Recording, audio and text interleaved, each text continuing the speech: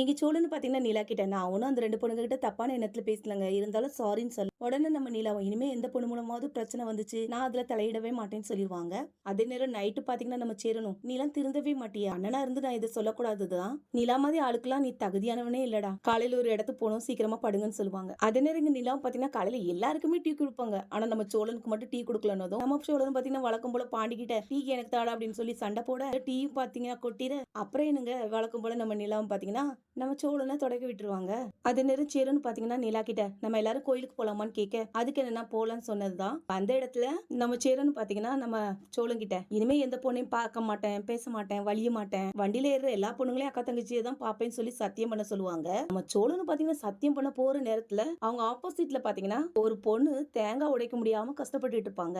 இதை பாத்துக்கிட்டே பாத்தீங்கன்னா ஒரு வழியே சத்தியம் என்னவோ பண்ணிருவாங்க. ஆனா அந்த பொண்ணையே பாத்துக்கிட்டு இருக்க நம்ம நிலாவும் பாத்தீங்கன்னா நோட்டீஸ் பண்ணிட்டு இதெல்லாம் திருந்தது ஜென்மோன்ட்டு புரிஞ்சுக்குவாங்க. அதே நேரம் கோயில எல்லாரும் சுத்தி வந்துகிட்டு இருக்க நேரத்துல நம்ம சோழன் பாத்தீங்கன்னா அங்க இருந்து லைட்டா எஸ்கேப் ஆகி அந்த பொண்ணு கிட்ட போய் வழக்கம் போல வழி ஆரம்பிச்சிருவாங்க. இது எல்லாருமே பாத்தீங்கன்னா பாத்துருவாங்க.